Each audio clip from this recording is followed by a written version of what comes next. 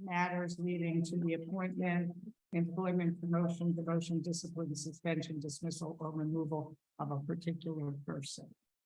Second. Oh, and potential litigation. Second. Moved by Moore, seconded by Pettit. Discussion, questions? All in favor? It's unanimous, including Elliot. Fantastic. We'll be back.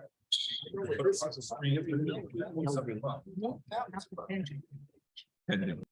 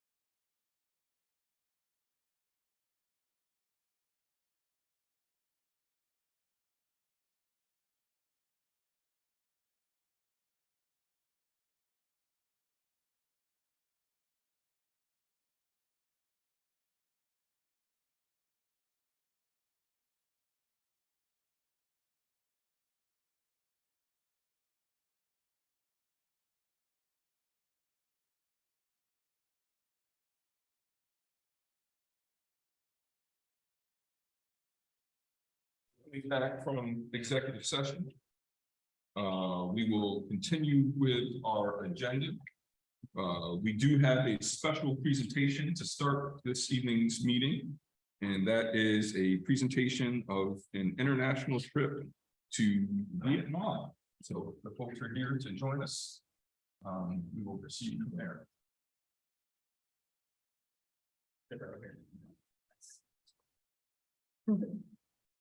How you doing? Good, thank you. Will be coming up on the screen. And I use the clicker. Is that right? So hello, everyone. I'm here tonight to tell you about a proposed trip that we're thinking about arranging for IHS students to go to Vietnam next year. The co-advisor in this club and the trip is Matt Fellman, another science teacher. I'm Robert Torrey, I teach chemistry at IHS. So a little bit about the background of this. Is this the clicker?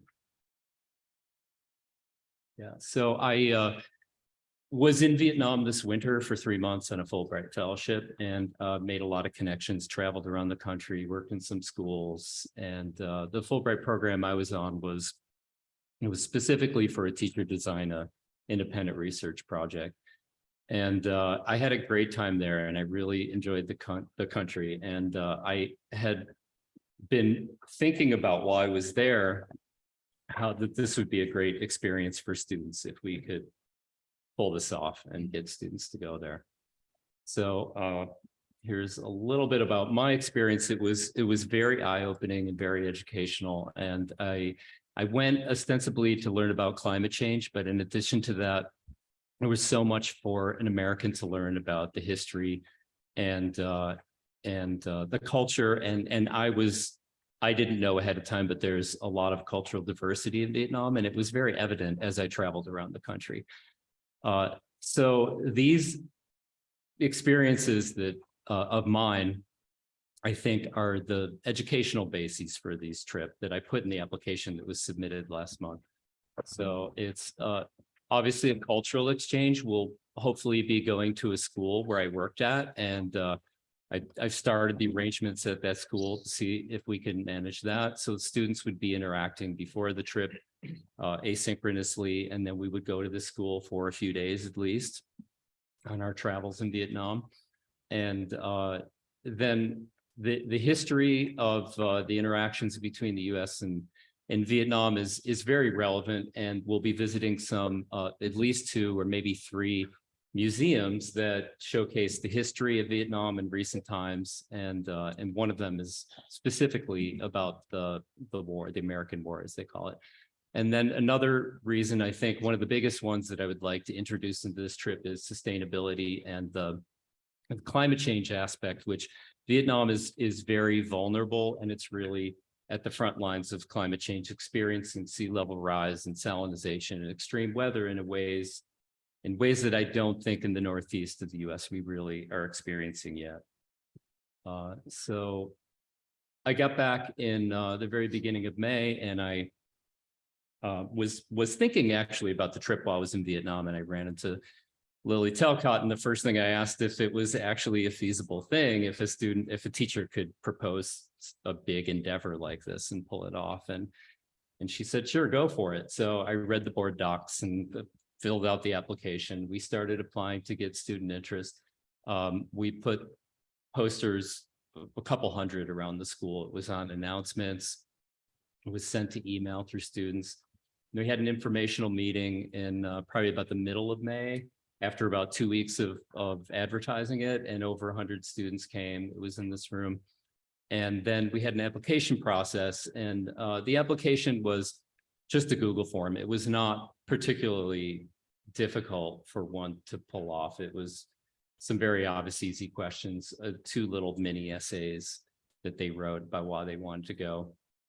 And we had 65 applicants, and we can take 30 students. So I think at this point this is one of the biggest hurdles, I think, is there's a lot of interest, and students have been contacting me to see at what state we are. And we hope to get a pool of applicants who would go before the end of the summer. So we have to get it down to 30 students, and we're working on a rubric. And I think probably the least arbitrary way is to limit it to just higher grades, to 12th grade. So I did obtain demographic information from Lynn Klankowski of the applicant pool, and I certainly don't need to go through all these numbers, but 60 or 65 applicants. And then if we limit it down to just seniors or a top realm, it shows a level of diversity we're striving for. And we think that it would be really great to try to make this a very diverse crew that will go to this country. So it's one of the biggest hurdles I have currently to getting through this and just getting down to 30 students. So there's a little bit of financial concerns I thought we should address to the board. So the actual trip, when I was in Vietnam, I met with a travel agency who puts on student group tours, and I went to their office and spoke to them, and they put together, with my prompting, tentative itinerary. So that price is pretty set for 10 days in Vietnam with 2 days travel on each side. And then we would be responsible for purchasing the airline tickets. And it's another fairly big hurdle I'm working on now, is finding a travel agency that will get us group rates and get 35 seats on a plane, which is maybe not as easy as it seems. So we're thinking it's something about $3,000 for students to be able to go on the trip. And Matt Fellman is pretty much spearheading the fundraising efforts. But we have an official club at the school. We've met a few times, and there are officers elected, and the officers pretty much came up with these fundraising efforts. They thought about it, and in discussion with the Morocco trip crew, Steve Weisberg and Liz Crawford, we proposed about a $6,000 goal for fundraising, which is modest, I think. And the students in the club seem to think we could get much more than that. So the fundraising efforts I have listed down on the bottom, we're actually hoping to start this summer with some fundraising, and then in the fall, ramp up the fundraising a bit. Some of it during the school day to make it easier for all students, some of it after school or weekends. And we hope to, at minimum, take $200 off the cost of each person's price to go on the trip.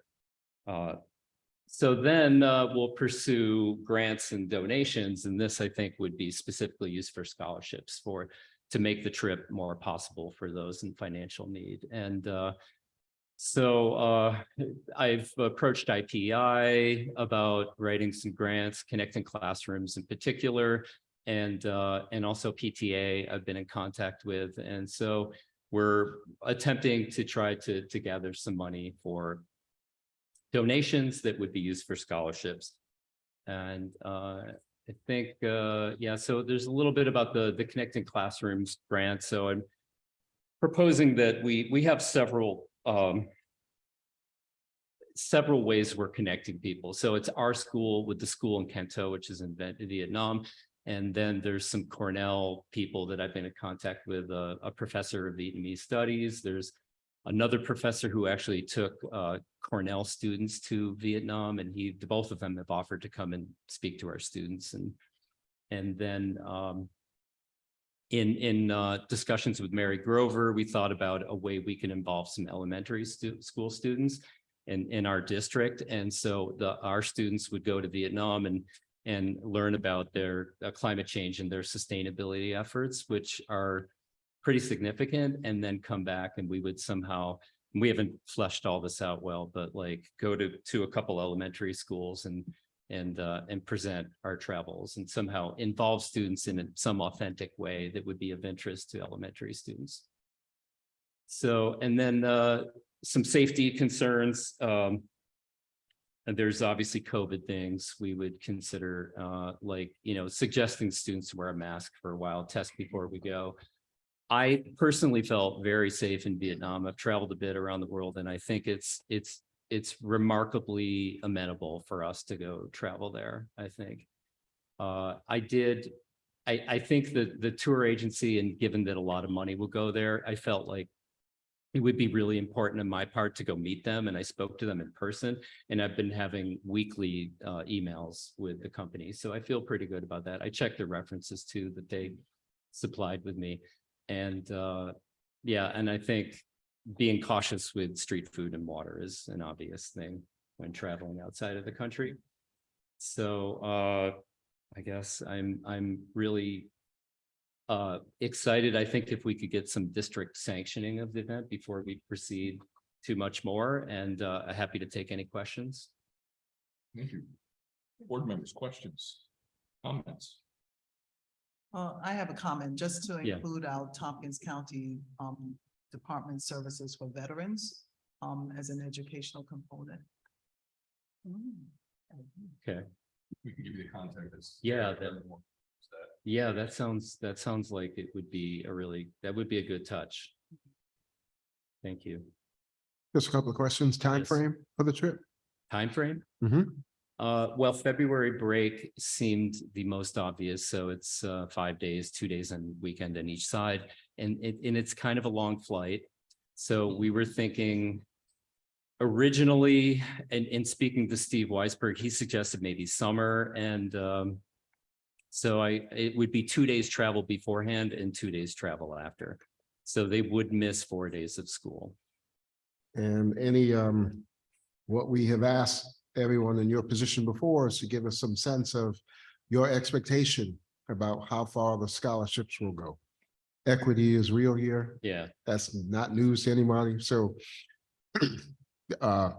saying it's important is one thing, but we have asked people to give us some idea of what that actually is. Yeah, I'm happy to document all of it when we start obtaining money, but everything is donated or any grants we're thinking would be for scholarships. And it's hard to say how much that would be.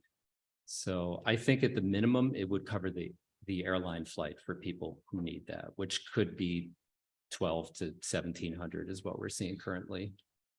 And my last question is, Yes. most of the groups who present to us, they're talking multiples. Yeah. So I remember when Steve did his first trip. But you're coming as a first timer to a very, very far away place. It's going to be essential that you make people feel confident that whoever organizes this has experience, not just with all things going well, but with those situations where you're not going to be able to call home to mom. Yeah. Well, this is likely the biggest undertaking I've ever involved myself in. And I feel up for the challenge, and I'm pretty excited to do it. I've been working for the district for 20 years. I went on one international trip with Janet Bowman to Paris. I have pursued several other attempts, but chaperones fill up pretty quickly. And when I first started talking about this with my colleagues, there was tremendous interest in people to be chaperones. So I have lined up already Martha Hardesty, Matt Fellman, and Stephen Anderson and Artie Jewett we have, and there are numerous backups. So I'm given a good shot, and I'm into the responsibility of it and the challenge. As someone who has watched a number of these trips evolve from a one-time shot to a let's go back every year, and also having had both of my kids go on the tootling in exchange, and knowing other students who've gone have gone to London with what used to be the combined course, and also Paris or Montreal. These are tremendous opportunities. And looking at your very impressive chart of who wants to go from what year and what groups they're from, and how it almost, the senior class almost fits. Are you considering possibly trying to make this an ongoing Yeah. so that the juniors and sophomores we saw there would have a chance in future years if this worked out? And one of the things that I just wanted to say that I have noticed over the years is whenever a group of teachers first approaches this, it's hard to project what the fundraising will be, what the how much they will be able to support students with higher financial need. And my recollection is that usually it has worked surprisingly well, and they have often ended up with kind of a seed fund for future years, that you're not starting from scratch every year. There's a financial basis and a community awareness. I personally applaud all chances to take our students on trips. Yeah, thank you. I would like it to be, possibly yearly or every other year trip. And Much more realistic. yeah, I mean, I honestly, when I began this, though, I didn't even think when I got back on May 1st that it would be at all reasonable to be planning for next February. I thought it would be February of 25. And a few people convinced me that, just try to put some effort into this. And if we reach some insurmountable hurdle, then, we can plan again. But yeah, and I know seed money has been raised for the Morocco trip. We're starting with zero, but they do have some money left each year. And it's kind of built into our finances, we're hoping. More on then. Yes, I applaud the groundwork you've done, and this seems really exciting to me. I've been to Vietnam a couple of times, and the second time I spent 5 weeks there. I also felt very safe there, and I think this is going to be a marvelous experience for students. And also February, far better time weather-wise than in the summer, Yeah. where the temperature. The other option was April, and they had I've been there 112 in Fahrenheit. February. So, yeah, good time. Yeah. I'll also add my quick word. I had the pleasure of taking 33 college students to Ho Chi Minh City for 14 days. Wow. And it was life altering for them, particularly beginning with something you already mentioned, for them to stop using the phrase Vietnam War. Start Yeah. using the phrase American War was a big shift. Our biggest lesson was some language that they wish they would have engaged in more. But I'd be more than happy to sit down and have a conversation. This is an exciting. Yeah, opportunity for that'd be great. students to engage in any international experience. Yeah. Particularly the experience of being in Vietnam. So thank you for the excessive amount of work I know it's going to add. So, any other questions from board members? We will entertain motions. There is a motion. I move that the Board of Education approve the field trip for IHS students as a district-sponsored and sanctioned field trip in which students will travel to Vietnam from February 15th, 2024 to February 27th, 2024, as recommended by the superintendent. Second, Moved by Moore, second by Pat. Pat gets that last second. Yeah. I might get another one. Any additional debate, conversations, questions? Hearing none, all in favor? That is unanimous. Congratulations, you're going to Vietnam. Thank you very much. Thank you very much. I realize we have a group of folks here. I want to make sure that folks understand we have changed our agenda over the past couple of years to make sure if we have special presentations. This actually began with elementary school students that we wanted to get them first to present, so that we were keeping them here all night long. And we have just kept those special presentations because usually we have educators, and I know we have students here today as well. We are going to move to the public comment section of the agenda. I want to remind folks of just a couple of quick housekeeping items. One, each speaker who is signed up has 3 minutes to speak. You will hear a soft alarm. I will try to nudge folks if they're going over to allow you space to finish your thoughts, so we're not just cutting folks off. But please know, I'm going to do my best to be very diplomatic and letting folks know when their time is up. Second, it is district policy that we not speak about specific individuals.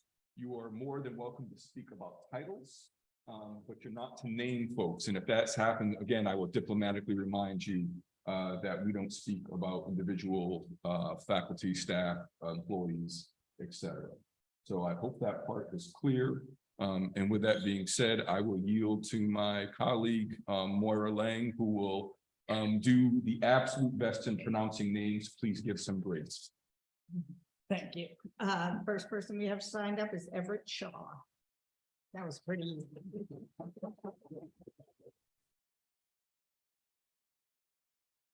So I'm Everett Shaw, and I'll sit down here.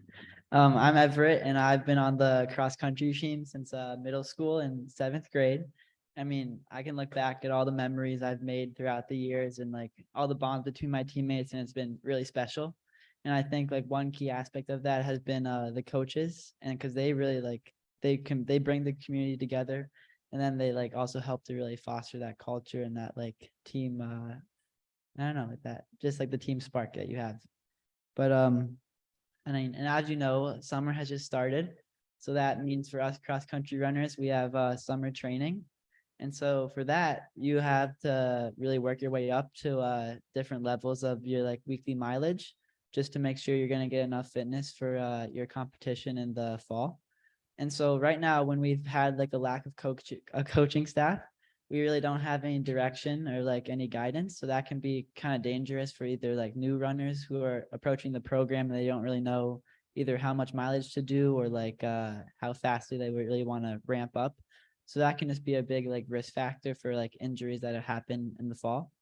So that's really a main negative of having this lack of coaching staff. And then, I mean, our team captains have been organizing practices just to make sure everything moves smoothly and we are like getting our fitness and maintaining it.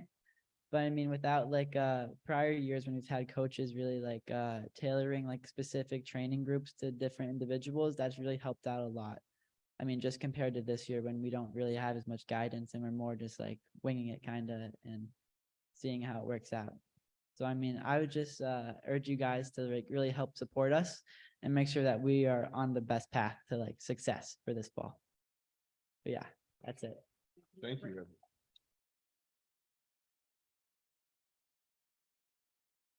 And next we have Paul Nadazdi.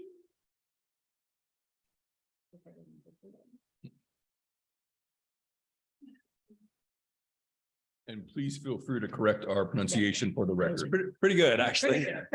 My name is Paul Nadejdi, and I have two sons that run cross country and also winter and a spring track.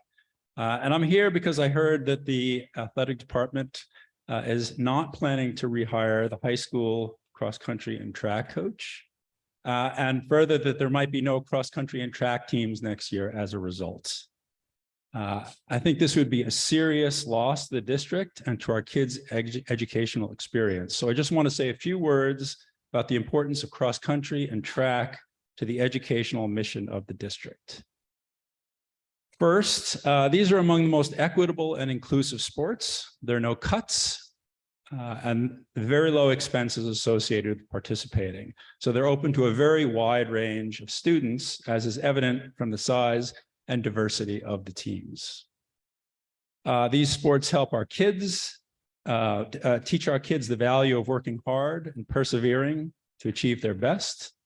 They support our kids' physical and mental well-being, both of which are in need of support in this post-pandemic era.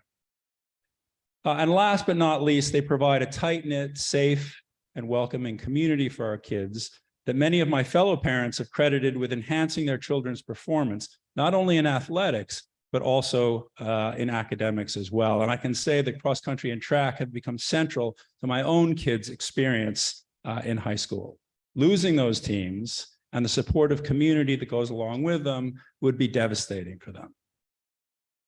Time is of the essence, as Everett was saying, especially for cross country. Summer training is vital for cross country. The season starts in just 8 weeks, and the uncertainty about next season is weighing heavily on our kids' minds. A coach needs to be named as soon as possible. The baffling thing here is that we have a demonstrably excellent coach who by all accounts is willing to continue coaching our kids next year. Yet the athletics department is considering disbanding the teams rather than rehire him. I would urge the board to make sure the athletics department does the right thing here for our students by insisting that the high school field both cross-country and track teams next year, and that it avail itself of existing coaching talent to do so. Thank you very much.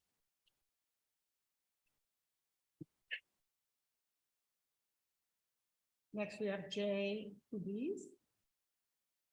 Feel free to correct.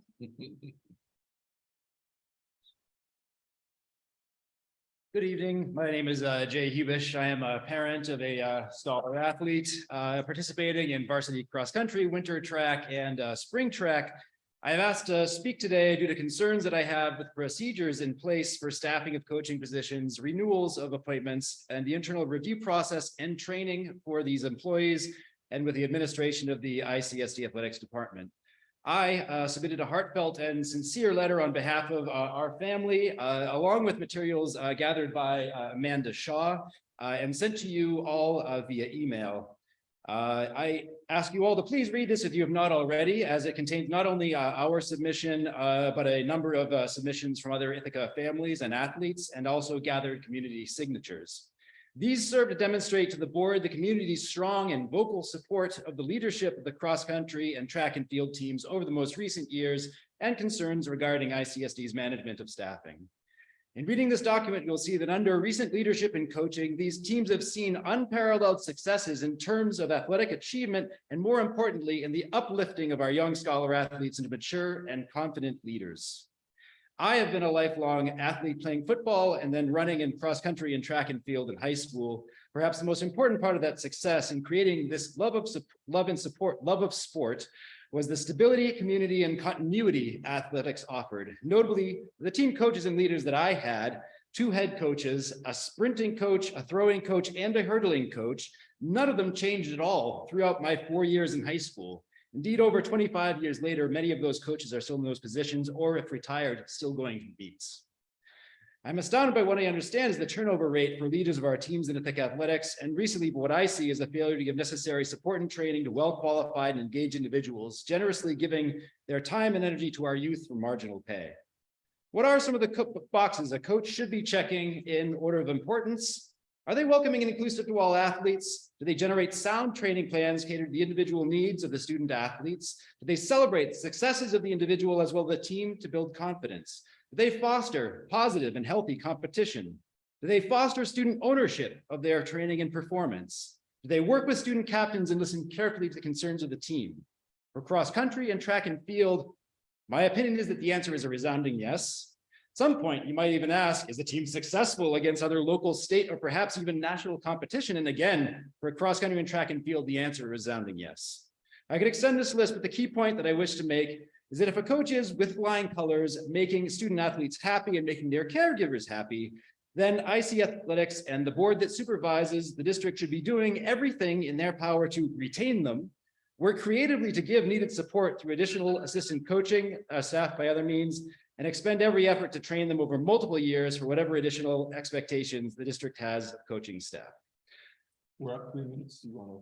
I thank the board for listening, for giving their attention to the materials that we have worked hard to create and disseminate, and for their continued dedication to our students and their community. Thank you. Thank you. Thank you. Next, we have Colin Doria.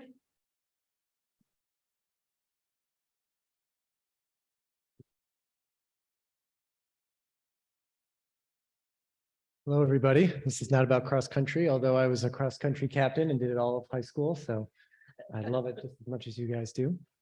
So my name is Colin Doria, and I have daughters who attend DeWitt and Northeast. I want to extend my condolences to the family and friends of the Boynton middle schooler who died by suicide in May. As a psychiatrist, I deal with suicide on a near daily basis. Suicide stirs up so many emotions: shock, sadness, guilt, fear. It's devastating, complicated, and the effects linger. Although I was not directly involved, it sounds like there was prompt action taken to alert students and staff at Boynton and to provide resources and support. I applaud you for sending a well-crafted email to Boynton parents so they were not only aware of what happened, but also provided with resources. Not all parents are psychiatrists. Sounds like you did a great job at Boynton. As you know, suicides carry the risk of a cluster, and so close attention needs to be paid with respect to reporting. I imagine this is even more complex because you also have to weigh the pros and cons of misinformation, which could exacerbate the impact on the community. This is a really hard job, especially when you are all processing a loss yourselves. Given the risk of a cluster, I wasn't sure if you were going to inform students outside of Boynton. I figured you were working with a crisis consultant who would guide you.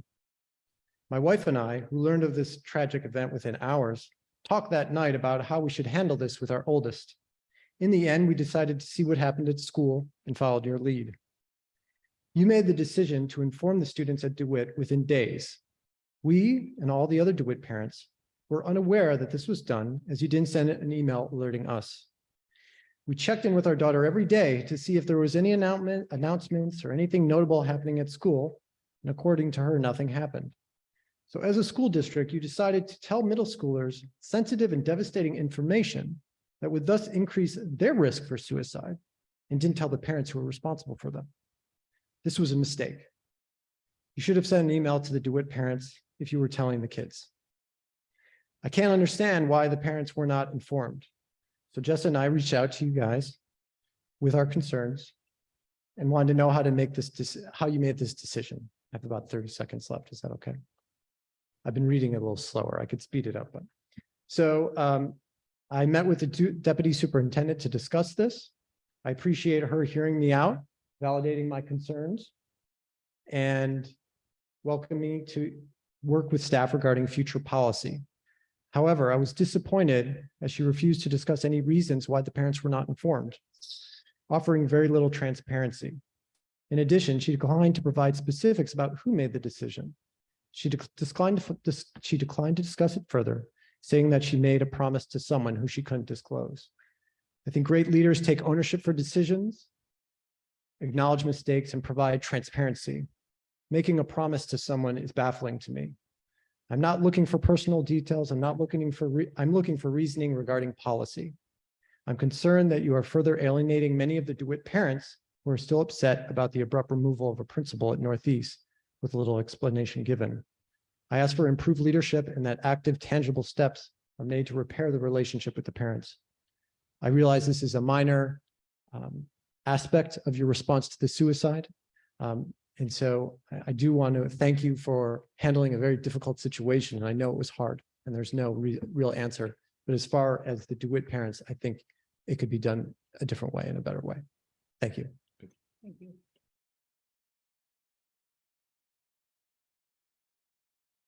Next, we have Michelle Woods.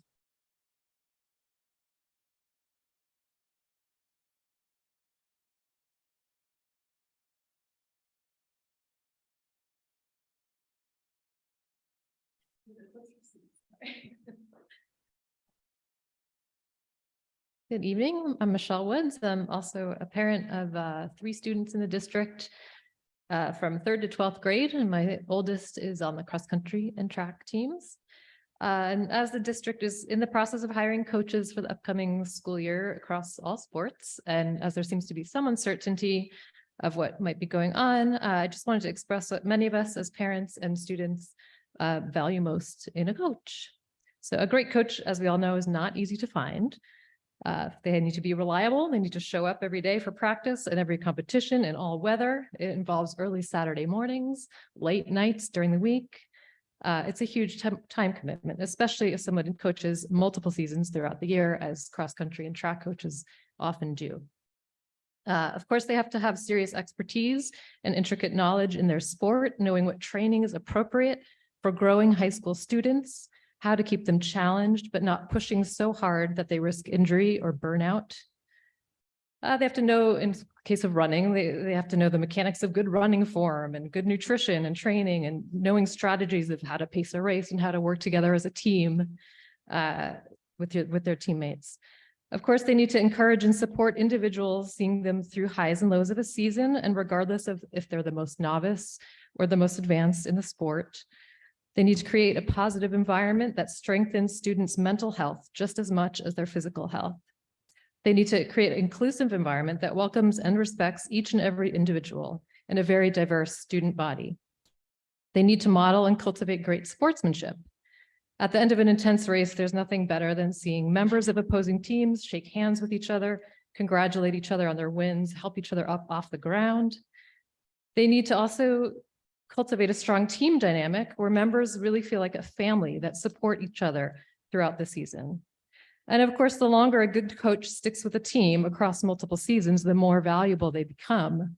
They know each student's individual strengths and challenges and personalities, and the students know them. And being on a supportive team with a great coach who truly knows them and cares about them is a powerfully transformative for our students. They grow confidence, they form lifelong friendships, they find well-being in body, mind, and spirit. I've seen, in our case, a student who was in middle school picked last for PE, and that was part of his identity, but never felt very sporty. And he was transformed by being on the high school team and under a great coach to be able to, now consider himself as a potential college, running on the college level and reaching a state meet. And that's a huge transformation for somebody like that. And there's many stories that have been shared over email from parents of other students who have similar transformative stories. So nothing I'm saying is news to anyone in this room. It's just a reminder of what we value as the district is considering candidates for coaches and how important it is to support the coaches and make them know how valued they are. And one way to support them, of course, is to rehire them if they're doing a great job, and to fill assistant coach positions to give them the support so they're not, spread so thin. So I could say a lot more, but I'm at time, and I just trust the board and the district will consider and value the input from students and families as they go through the process of hiring or rehiring, hopefully, our coaches. Thank you.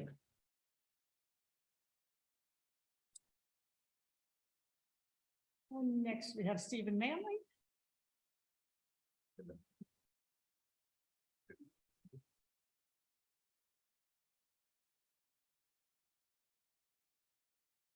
Good evening. My name is Stephen Manley. I am the Executive Director of the Ithaca Public Education Initiative, or IPEI. I'm also the parent of 3 children, 2 in the district and 1 anxiously awaiting joining his siblings currently at BJM. IPEI is a 501c3 in Ithaca, New York. We invite community support, and thanks to the support of our donors who give individually, who give as businesses and as local organizations, we make grant funding available to the Ithaca City School District staff, students, and teachers. We've been honored to do this work since 1996.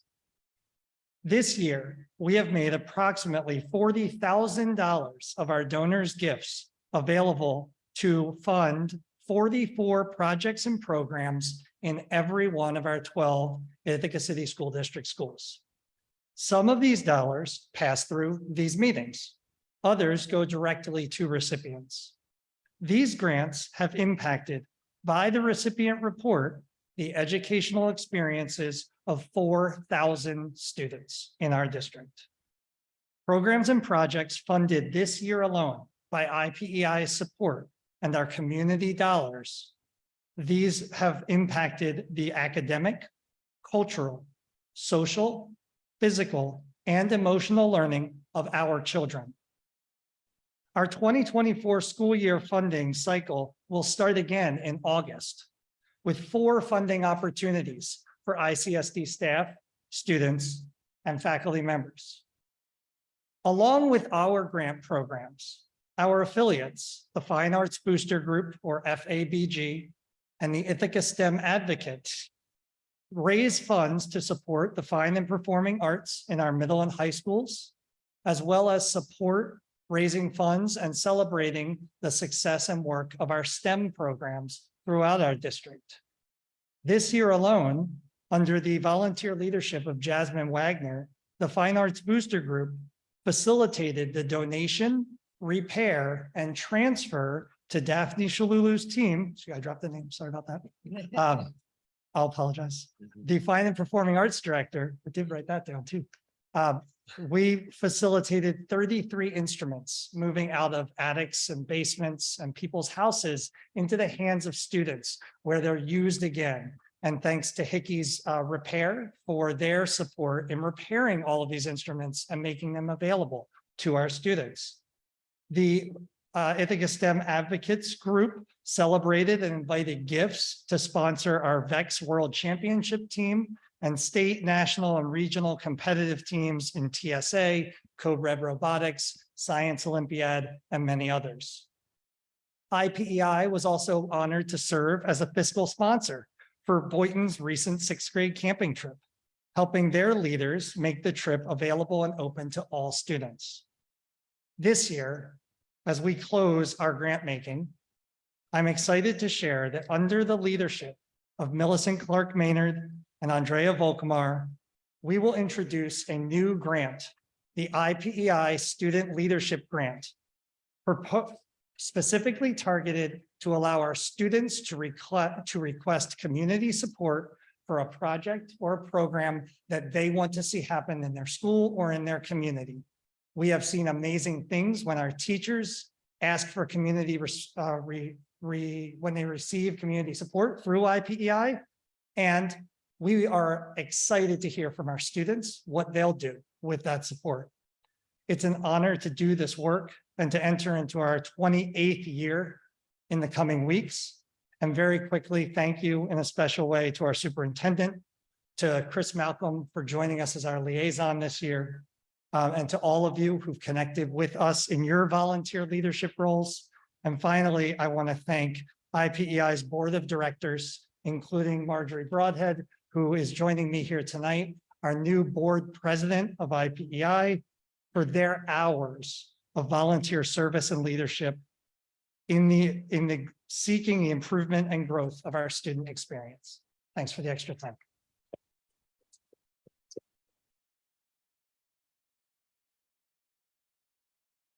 And we have Marjorie Broadhead. I get to speak. Well, thank you for your service. This is the time for board responses, and I'll make a couple and then see if my board colleagues have anything to add. First to IPEI, obviously a significant thank you. I've been involved with some of the projects and have witnessed and watched for my entire time in ICSD, the work that gets done and the tireless way in which we support learning. So thank you.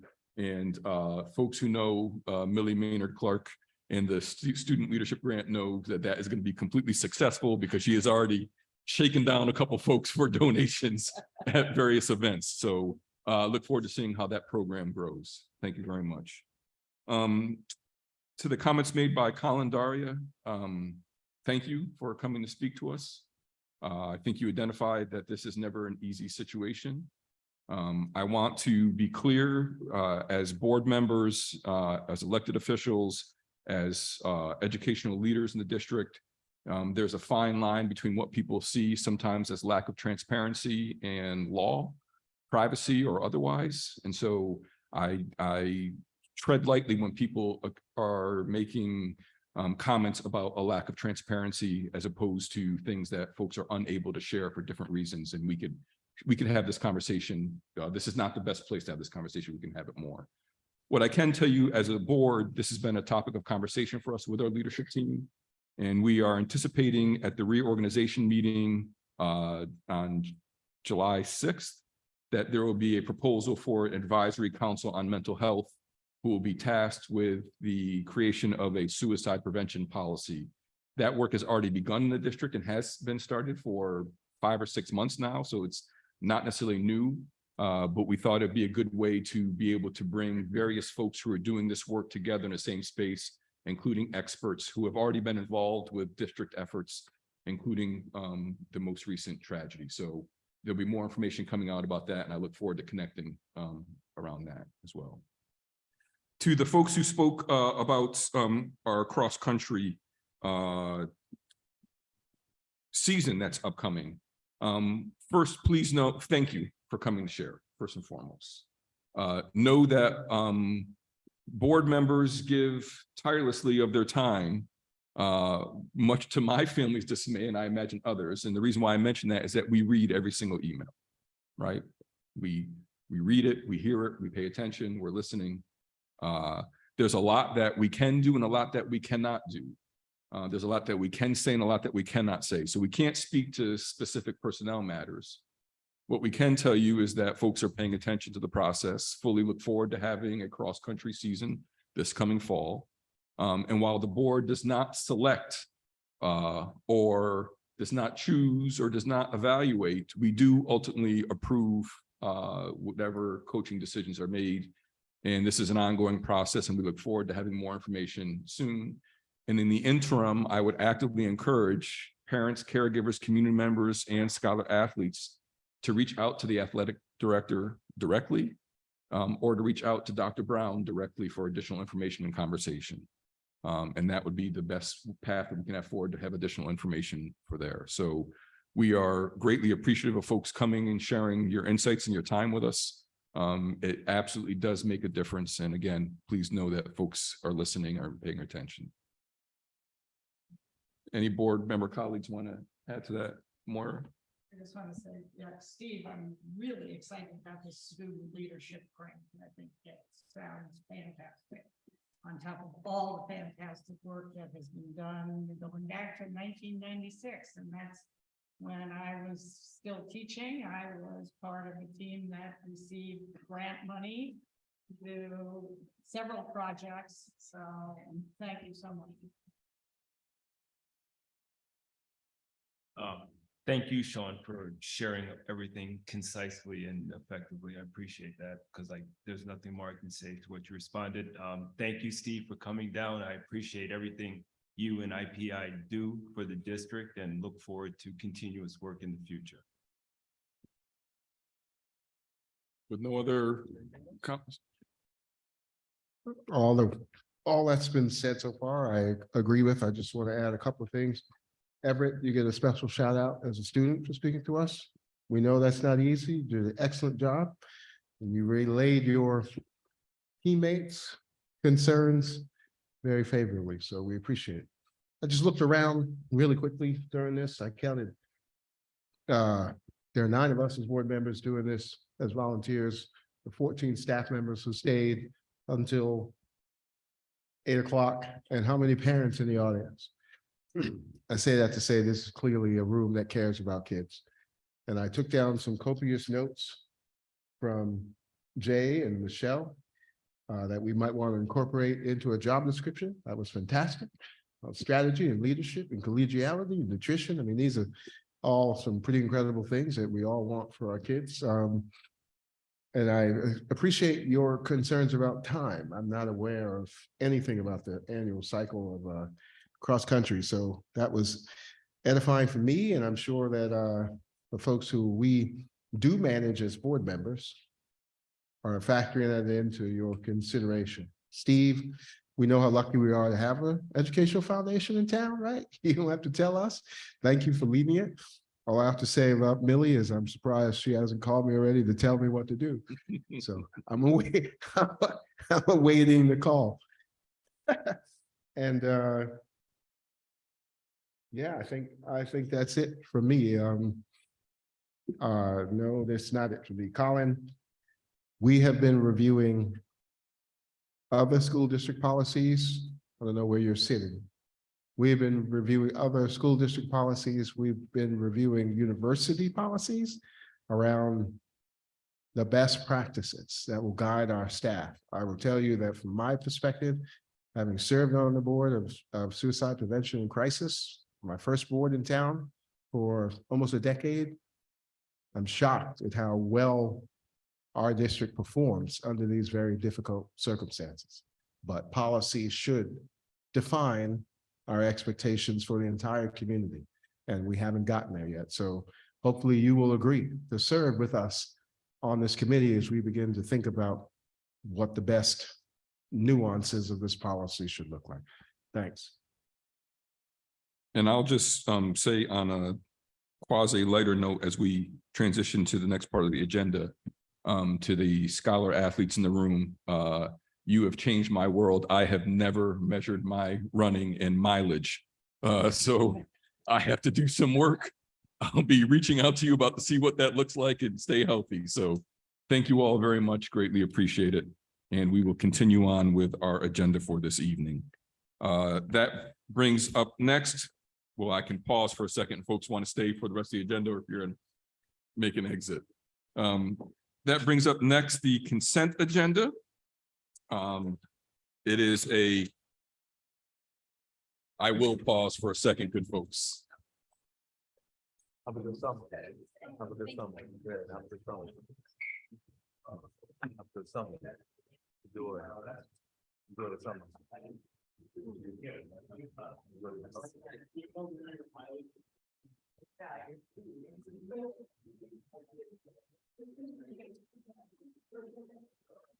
Up next, we have our consent agenda, and we can entertain motions and then talk about what is included on here. I'll move the consent agenda as presented. Second. Moved by Chris, seconded by Eldred.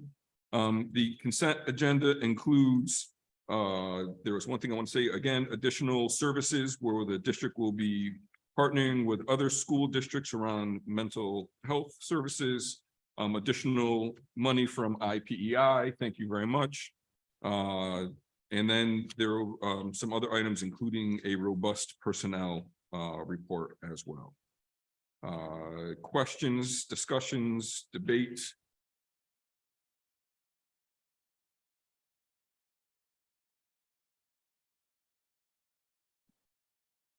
Hearing none, I will call the question. All in favor of the consent agenda?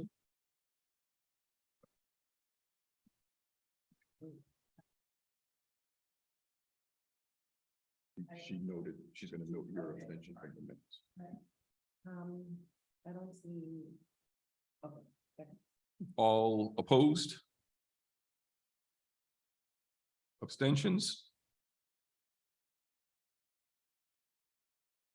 You have it, Tricia? Fantastic. The consent agenda is approved. We will continue on with the agenda, and that brings us to agenda item. I apologize, I'm on the wrong page here. Dr. Brown, Superintendent's report. Thank you for the opportunity and the time on the agenda, Professor. A recognition and a reflection, if I may. First, it's rare during this time that I have an opportunity to recognize a community treasure. And so often we have so many community treasures show up to the meeting. Laura Bronco's one. Thank you for being here.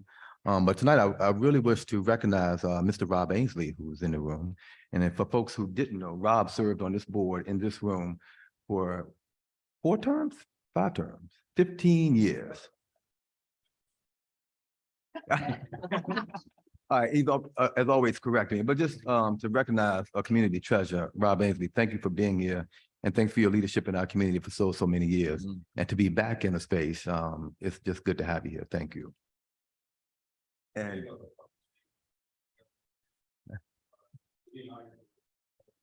yeah.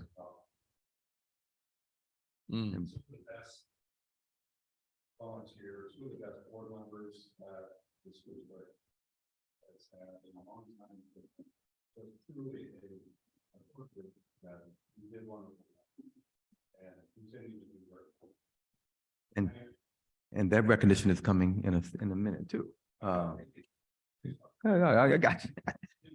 But again, thank you for this opportunity to have a recognition and a reflection. Just a shout out and a thank you to all the folks who made it possible to recognize so many young people moving up, moving on, and graduating the last week.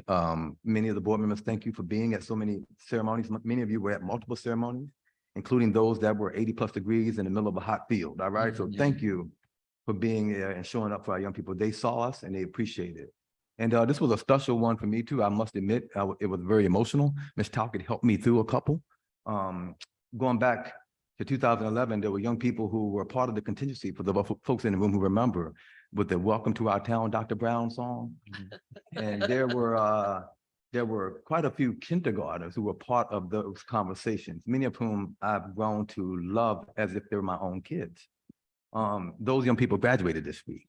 And for me, I had a lot of hair when they sung that song to me the first time, but just to see and to be a part of their journeys, and to also to be, I'm going to be going to 4 weddings this summer from young people who graduated and matriculated through our system. But just, I want to say to you as a board, thank you for this opportunity to serve, because it has been the true honor of my life to be a part of the journey that the young people have invited me into in this community. I love them. And this will always be my community. And I just want to thank you for giving me this privilege and opportunity to serve them.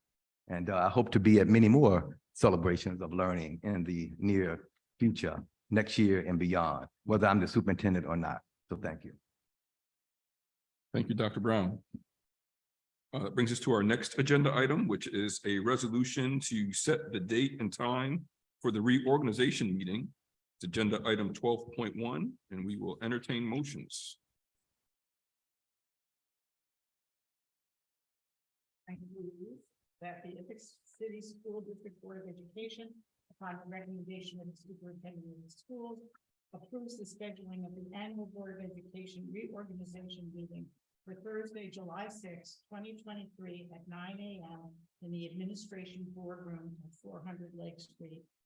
This is the New York 145, and direct the district clerk to provide notification as such. And we're meeting in the boardroom? Yes. Second.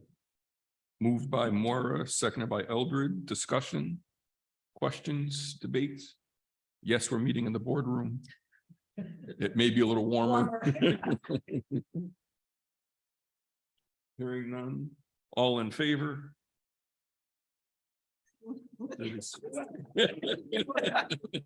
The vote is unanimous for those who are here.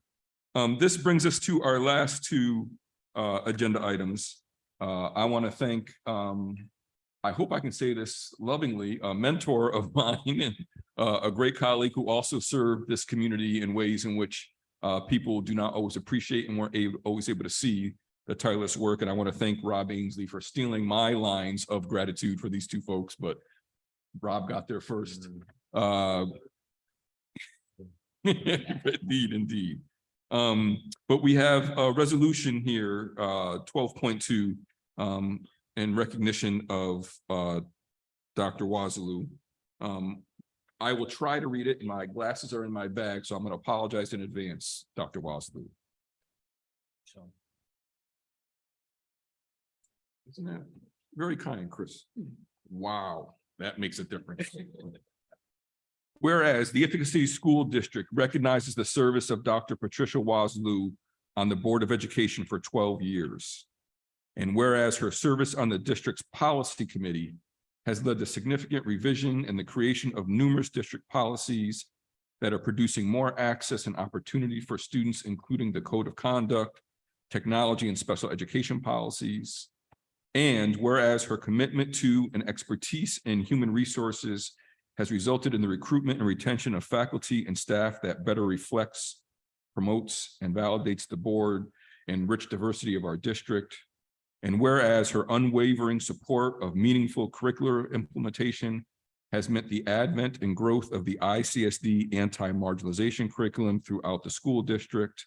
And whereas her commitment was instrumental in the passage of two $100 million capital project bonds, resulting in significant improvements to the school district's infrastructure, athletic facilities, and teaching and learning spaces. And whereas her active support for the enhancement of co-curricular opportunities, increased access, and overall numbers of students participating before and after school music and athletic programs. And whereas we acknowledge her many contributions as liaison to various community ICSD schools and multiple community agencies, be it therefore resolved that the Ithaca City School District Board of Education recognizes and appreciates the service of Pat Wazaloo and wishes her well in all future endeavors. And further, this resolution of appreciation support be duly recorded and included in the minutes of the Ithaca City Board of Education on this 27th day of the month of June in the year 2023. We will entertain motions for that resolution. I move the resolution to recognize Dr.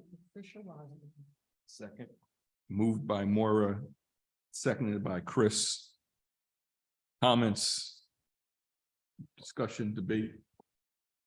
Pat and I were elected together 12 years ago, and I guess we're going out together. Metaphorically. There mustn't be talk. I can't thank Pat enough for her camaraderie, her honesty, her admission for not knowing anything about sports, but her genuineness and commitment to the school board. And I've got to say, even when we didn't agree, we were a phone call away to discuss it and be better for it. And I think that was the understanding we had, because we respected each other so much that our opinions superseded our perceptions. And I can't thank you enough for being who you are. Thank you, Chris. Thank you very much.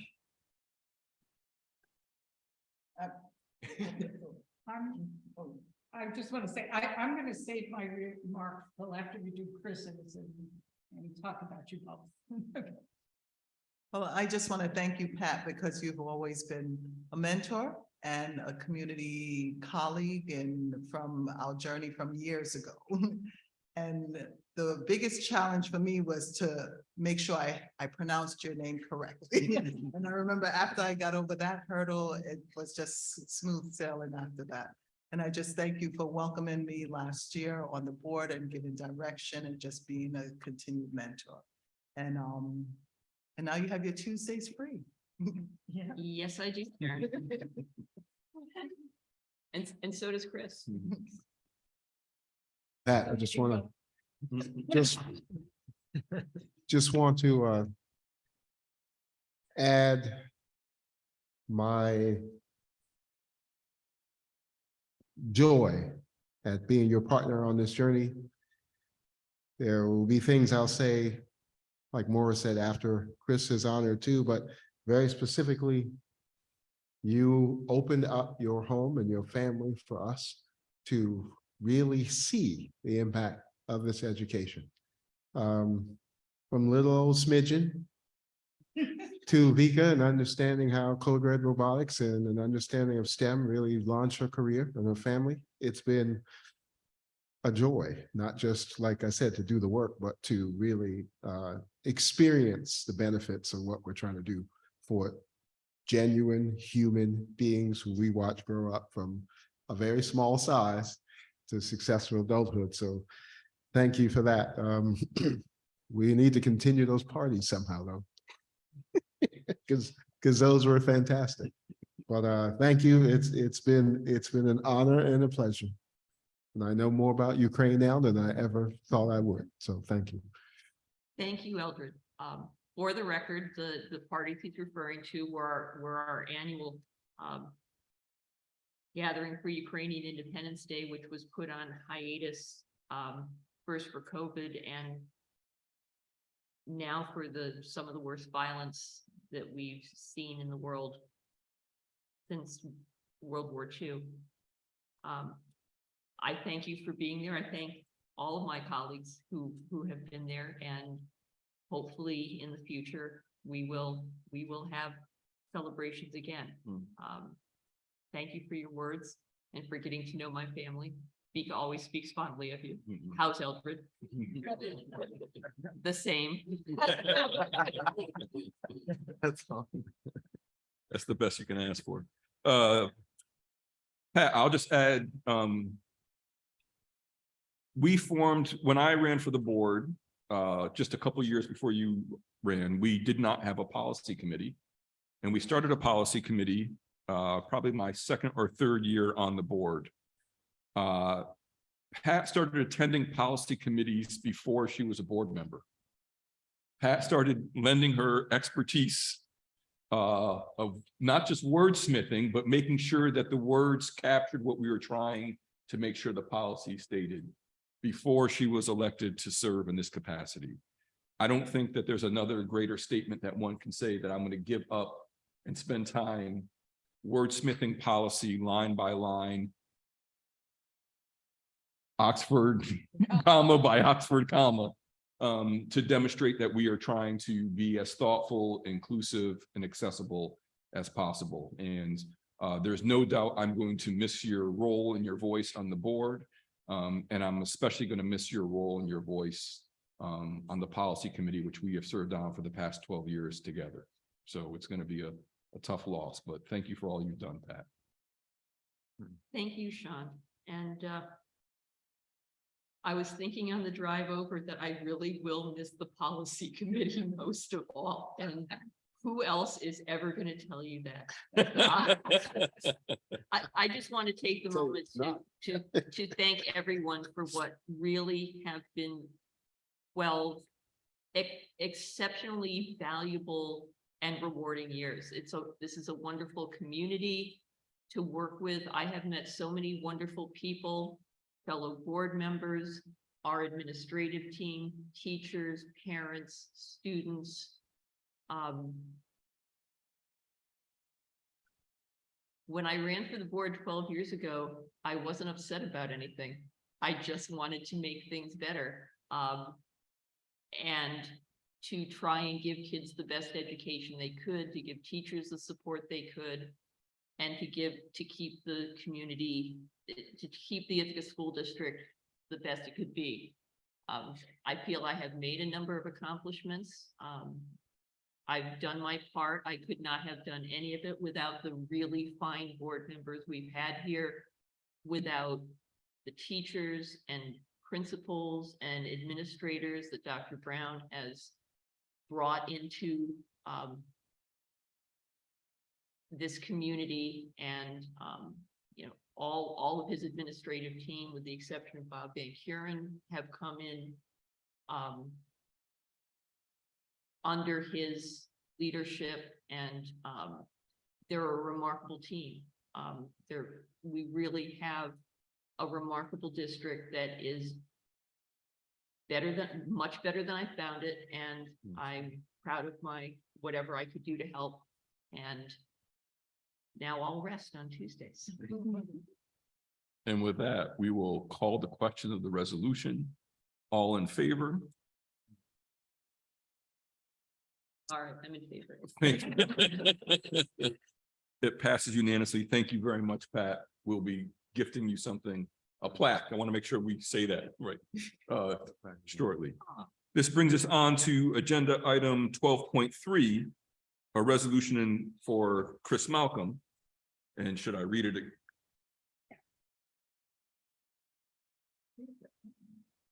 We can help you read it, Slow Eyes, if you want. Well, now that I have Chris's glasses that he's not going to get back. Whereas the Ithaca City School District recognizes the service of Chris Malcolm on the Board of Education for 12 years. And whereas his leadership and commitment resulted in him being elected by his ICSD board colleagues twice to serve as Board of Education Vice President. And whereas his leadership of the district's finance committee and his business acumen has provided substantial enhancements to our educational programs and increased student achievement, while the district experienced considerable reductions in state aid in the 2008 financial crisis. And whereas his commitment and expertise to human resources has resulted in the recruitment and retention of faculty and staff that better reflects, promotes, and validates the broad and rich diversity of our district. And whereas his expertise was instrumental in the passage of 2 $100+ million capital project bonds, resulting in significant improvements to the school district's infrastructure, athletic facilities, and teaching and learning spaces. And whereas his unwavering support of meaningful curriculum implementation has meant the advent and growth of the ICSD anti-marginalization curriculum implementation throughout the school district. And whereas his active support for co-curricular activities, whereas his active support for the enhancement of co-curricular opportunities, increased access and the overall number of students participating in before and after school music and athletic programs. And whereas we acknowledge his many contributions as liaison to various community ICSD schools and community agencies, now therefore be it resolved that the Ithaca City School District Board of Education recognizes and deeply appreciates the service of Chris Malcolm and wishes him well in all future endeavors. And further, this resolution of appreciation support be duly recorded and included in the minutes of the Ithaca City Board of Education on this 27th day of the month of June in the year 2023. We will entertain motions. Motion to approve the resolution, Christopher Malcolm. Second. Moved by Eldridge, seconded by Pat. She got one more second in. May have the all-time record in seconds.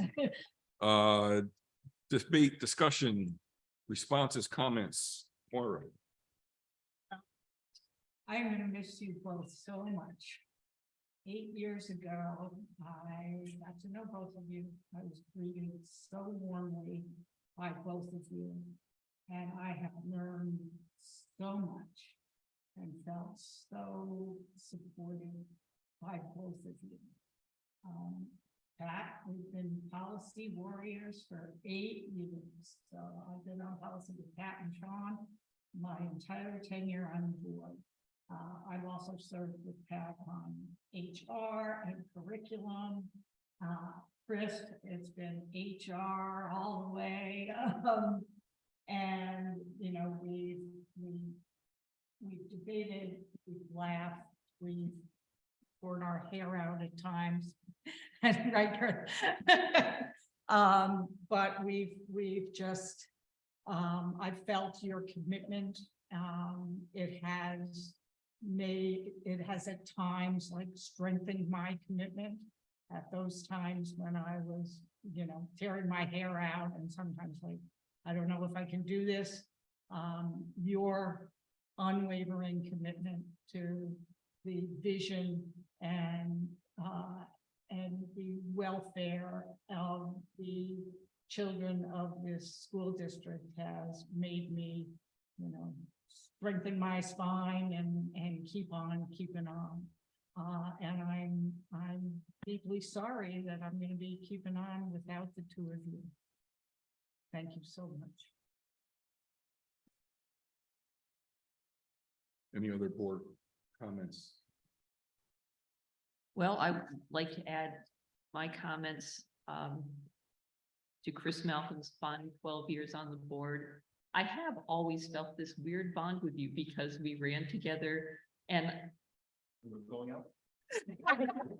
we are. I have always appreciated you as just a calm, sensible, level-headed, no-nonsense kind of person. Not that there is any other kind of person on the board or ever was, but you know, always speaking sense, seeing to the heart of the matter, and also taking on just an enormous amount of work in addition to everything else you do in the community and in your day job. And I've always seen you as a great board member and a great person, and I'm glad I got to know you through this, and I'm glad I'll see you at Wegmans occasionally, like we all do. And I wish you a restful and happy board retirement with your many children and grandchildren.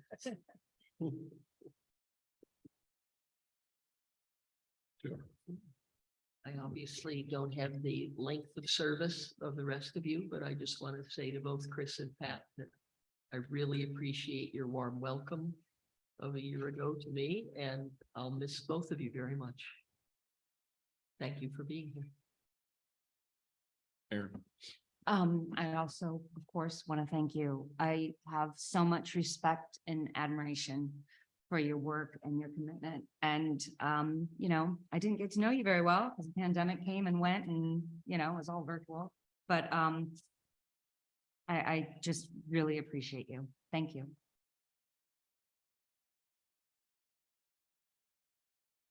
My brother. I will say, Chris and Pat, you both exude the philosophy that we have taken as a group since we started together and really got going together. Sean and I have you all by a couple of years, but I think you guys came on and got the trick pretty quickly. And what's the trick? This is about kids. We will be respectful. We will be collegial. We will do anything under the sun in the advancement of the 5,500 children of this district. Where you have seen resistance, where you have seen us act as if we're chagrined, when you've seen us get thrown on track, is when folks want to have conversations about adult issues. And I live close enough to Wegmans, so Chris sees me in there often. You probably time me by this point. You got 30 seconds to make the conversation about kids. You can't do that. I have to politely excuse myself. And I'm shocked by how many people in this community cannot do this, right? Justin, Maya, Dana, and Ron, now Noel. Again, you've opened up your family, so we've got to see the impact of this work on your entire legacy, now including your baby. And I will protect her interests with as many breaths as I have in this seat. Thank you for taking the ride with us for children.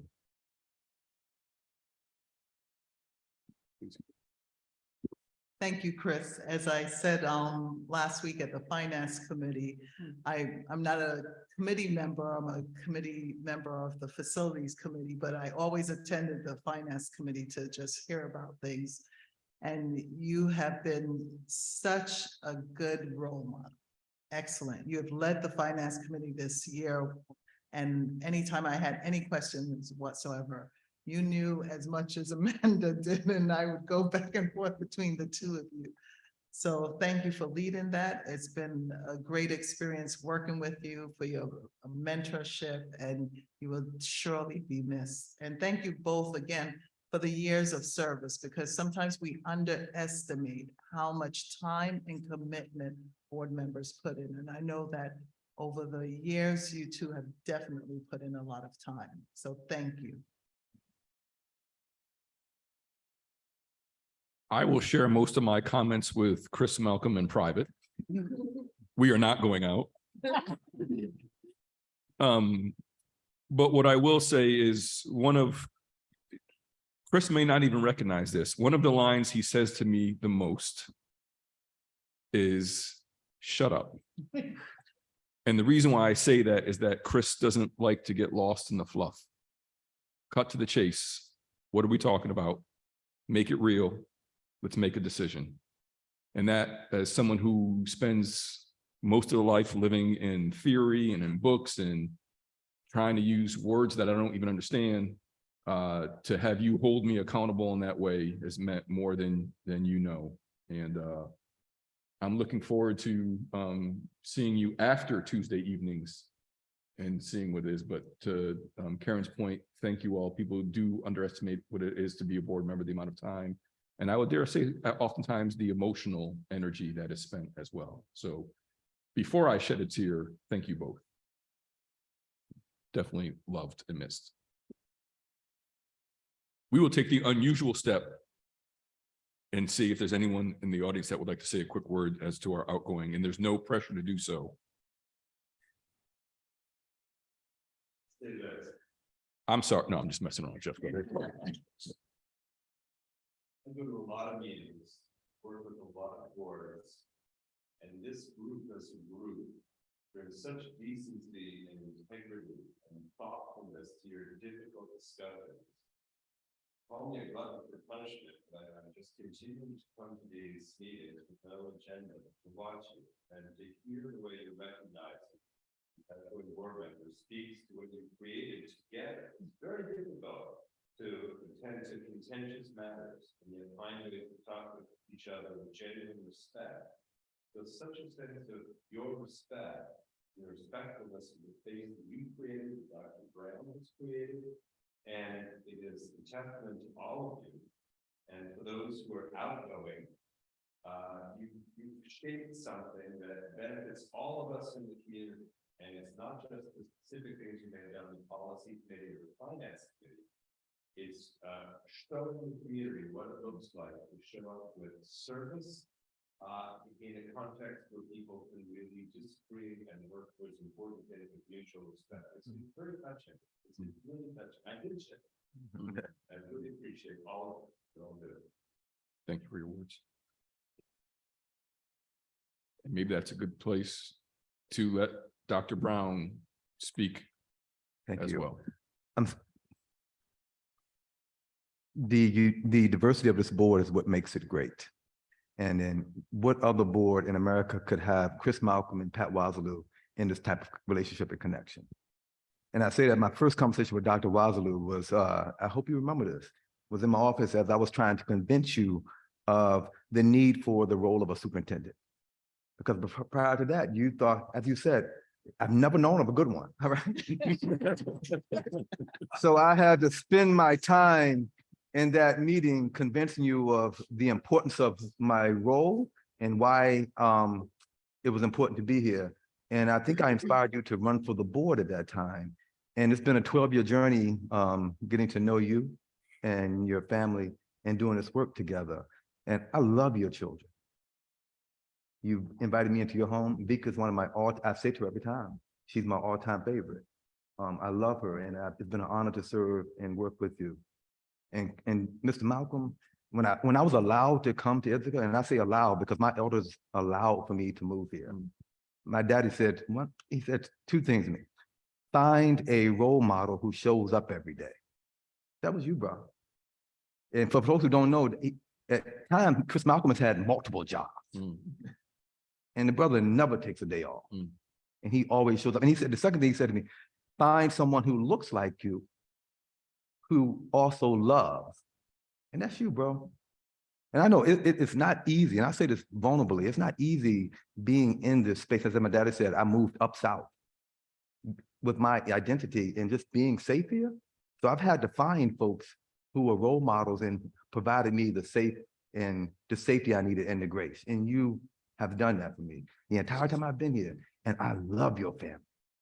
You don't survive this work unless you build strong relationships. We say that's how you connect with young people. You build relationships in order to help, in order to connect, and in order to learn. And I'm still a kid too. I need those relationships, and you've been that for me. Now, I'm not gonna be superintendent here forever, and we're gonna be connected forever, you feel me? Whether I'm a superintendent or I'm living here or not, I love you, and I love your family. And the same for you, I'm coming to Ukrainian Independence Day celebrations from now on. And I'm gonna be toasting too with that special vodka y'all have. I love y'all. Thank you for giving me this opportunity to get to know you and to love you and to serve. Let's call the question. All in favor of the resolution? It passes unanimously, and I'd like to give them a round of applause.